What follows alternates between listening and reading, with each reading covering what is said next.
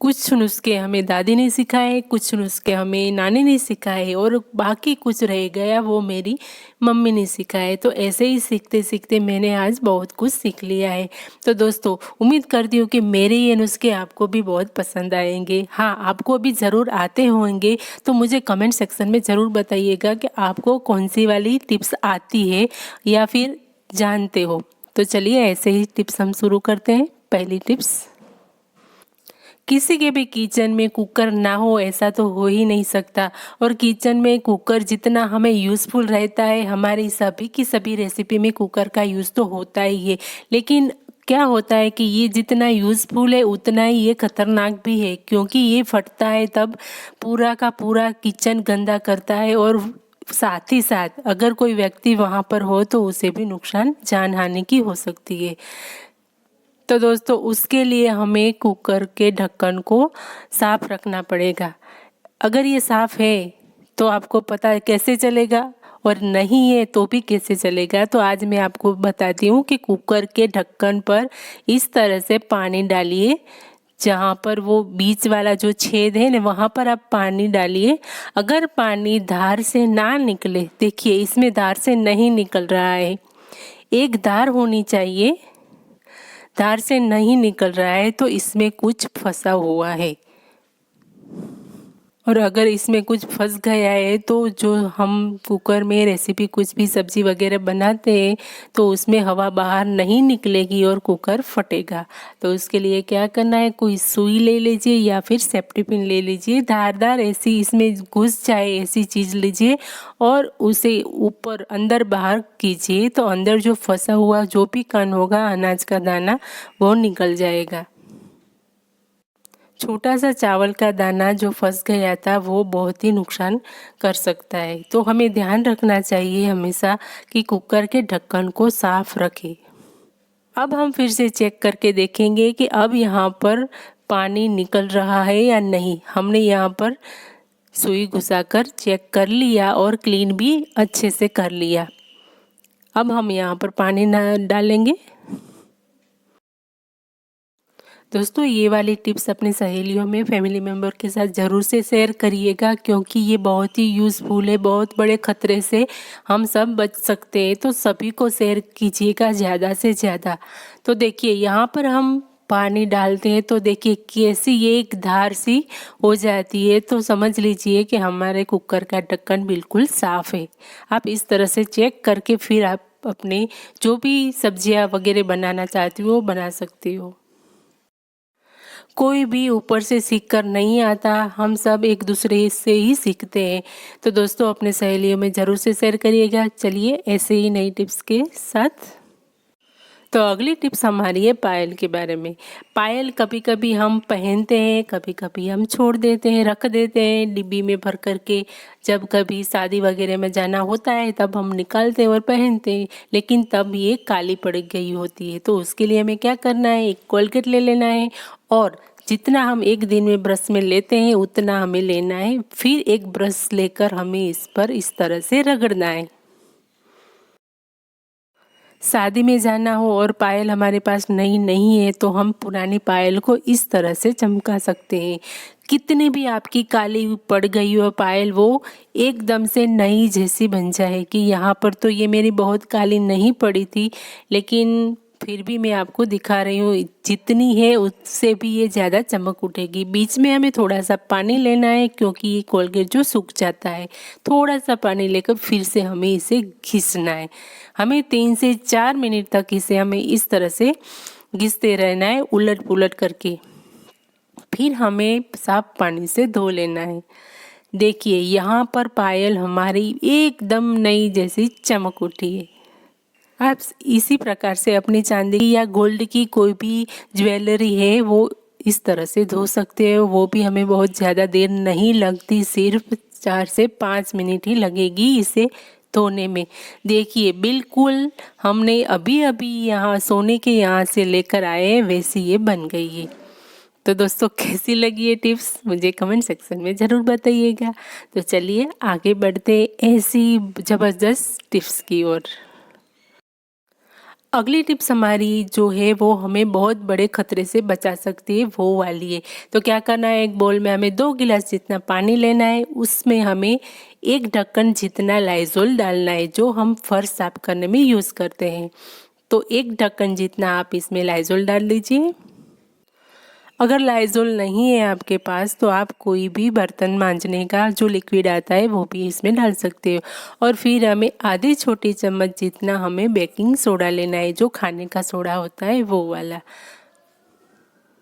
और फिर क्या करना है, हमें इस बर्तन को गैस पर चढ़ा देना है और इसे हमें उबलने देना है।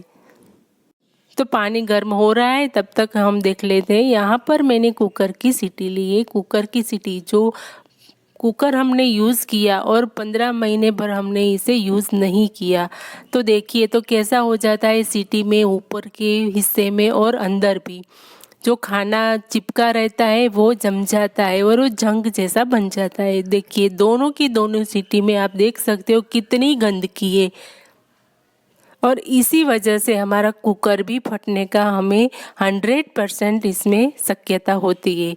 तो क्या करना है, कुकर की सीटी सारी खोल देनी है और फिर इस उबलते हुए पानी में ये हमें डाल देनी है और फिर इसे अच्छे से मिक्स कर देना है, जो हमने उसमें खाने वाला सोडा और लाइज़ोल डाला था।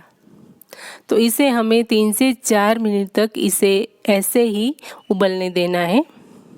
तो 4 मिनट होने के बाद यहाँ पर देखिए ये उबल चुके हैं। अब हम इसमें डालेंगे बर्तन धोने का जो लिक्विड आता है, 2 से 4 बूंद इसमें डालेंगे और फिर इसे अच्छे से मिक्स कर लेंगे।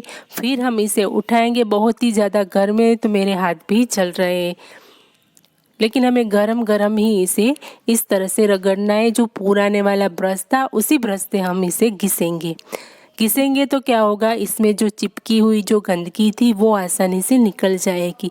लेकिन ये बहुत ही गंदगी है तो मुझे थोड़ी देर लग रही है। वीडियो को मैं बिल्कुल भी स्किप नहीं कर रही, भगा रही हूँ ताकि आपको पता चले कि ये वर्क करती है। ये जो टिप्स है बहुत ही वर्क करती है। आप जितनी भी सावधानियां बरतेंगे आपके लिए ही ये बहुत ही अच्छा रहेगा।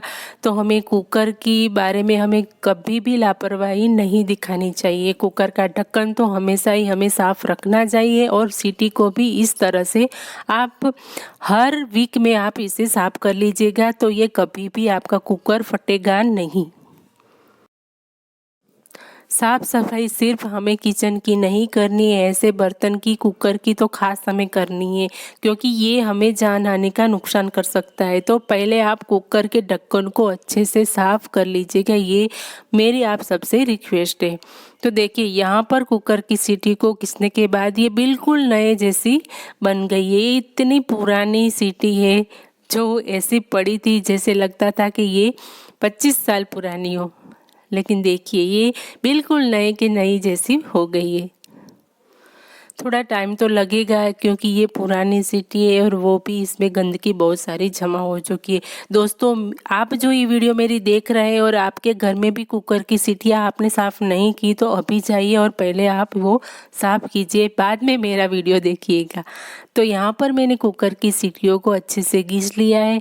अब मैं क्या करूँगी, साफ पानी से इसे अच्छे से फिर से धो लूँगी ताकि यहाँ पर जो लिक्विड वगैरह हमने डाला था वो चिपका रहेगा तो वो भी निकल जाए। तो अच्छे से मैंने साफ पानी से धो लिया है। अब मैं इसे अच्छे कपड़े से, साफ कपड़े से मैं इसे पोंछ लूँगी। दोस्तों ये मेरी वीडियो मैंने आपको इतनी लंबी इसलिए दिखाई ताकि आपको पता चले कि ये जो सफाई है हमारे लिए कितनी ये उपयोगी है। तो आप प्लीज़ ये ज़रूर से ट्राई करिएगा। तो हमारी ये कुकर की सीटियाँ जो है बिल्कुल साफ़ हो चुकी है, बिल्कुल नए जैसी, नया कुकर अभी अभी ख़रीदा हो ऐसी ये बन गई है। देखिए है ना, बिल्कुल चमक रही है दोनों की दोनों सीटी। दोस्तों पसंद आई हो तो वीडियो को एक लाइक ज़रूर से करिएगा और पसंद नहीं आई तो वीडियो को डिसलाइक भी कर सकते हैं। चलिए नेक्स्ट टिप्स की ओर। जब भी हम पराठा बनाते हैं तो क्या करते हैं, छोटे छोटे लुए बनाते हैं। आटे का थोड़ा सा पार्ट लेकर के हम इस प्रकार के लुए बनाकर पराठे बनाते हैं। तो आज मैं आपको पराठे बनाने की ट्रिक बताने जा रही हूँ, जल्दी से कैसे बन जाए। तो जो हमने 2 पराठे बनाने के लिए 2 लुए बनाए थे, तो उन दोनों लुओं को हमें मिला लेना है, एक साथ एक लुआ कर लेना है और फिर आटा लेकर हमें इस तरह से बेलना है।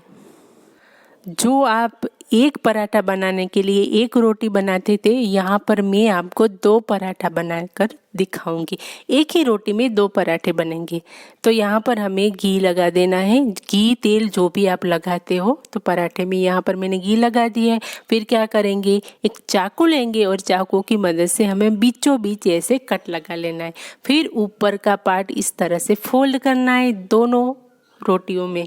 देखिए, एक रोटी से 2 पराठे बनकर तैयार हो जाएंगे और फिर हमें इसे बेलना है। अभी भी आपको कुछ जानना है, जाइएगा मत। तो यहाँ पर ये पराठा हम बेल लेंगे। तो इसे हम बेल कर साइड में रख देंगे, दूसरा पराठा बनाएंगे। देखिए, ये तो हो गया। अब दूसरी ट्रिक में दूसरे पराठे में बताने जा रही हूँ। देखिए, तो इसे साइड में रखते हैं और दूसरा हम बेलते हैं। थोड़ा सा बेलकर हमें क्या करना है, इसके ऊपर अगर आप ज़्यादा लेयर चाहते हो तो फिर से इसके ऊपर घी लगाना है और फिर से हमें फोल्ड करना है। इस प्रकार से आप जितनी भी लेयर चाहिए घी लगाते जाइए, फोल्ड करते जाइए।